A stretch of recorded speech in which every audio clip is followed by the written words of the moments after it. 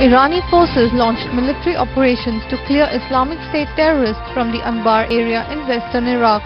The joint operations by their army, police and pro-government mobilization forces aim to hold out the terrorists who have lost all urban positions from the country. Myanmar and Bangladesh signed an agreement regarding the return of Rohingya Muslims who fled across the Rakhine State border. This after they were subjected to violence and torture by the Myanmarese forces. Myanmar has announced no details on how many Rohingyas would be allowed to enter and return home. Over 6 lakh refugees fled to Bangladesh in the last 3 months. A German non-profit organization, Sea-Watch, left for Italy with 254 rescued migrants on board. Over 1,100 migrants were rescued by various NGOs along with the Italian Coast Guard and the Navy.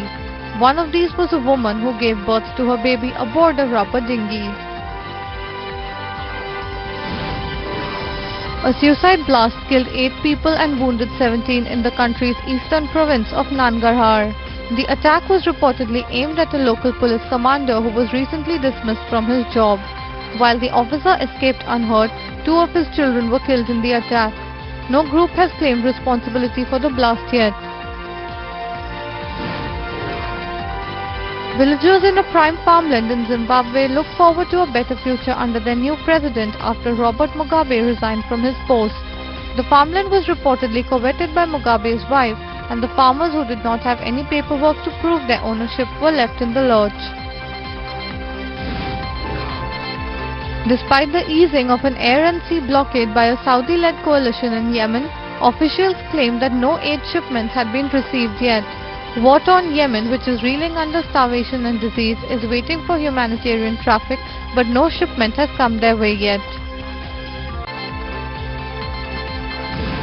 Yemen, which is on the brink of famine, is being plagued by another problem, which is diphtheria. Children are being killed by the disease, which is spreading quickly in the country. The World Health Organization said that at least 120 people had contracted the disease in the country.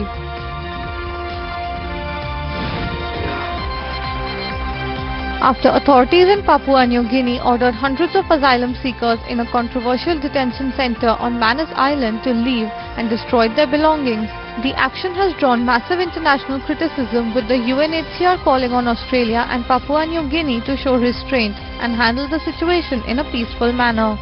Authorities gave the order in an attempt to end the standoff at the detention camp. Sudanese President Omar al-Bashir said on a visit to Russia on Thursday that his country needed protection from the US and could serve as a getaway to Africa for Moscow. He accused the US of instigating the conflict in Sudan, which has killed over 3 lakh people and caused 2.7 million people to flee their homes.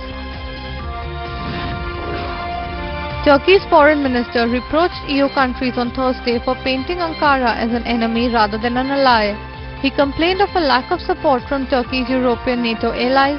This after tensions grew between Turkey and the rest of the NATO allies in recent months, following a fierce crackdown after a failed coup and its strengthening relationship with Russia.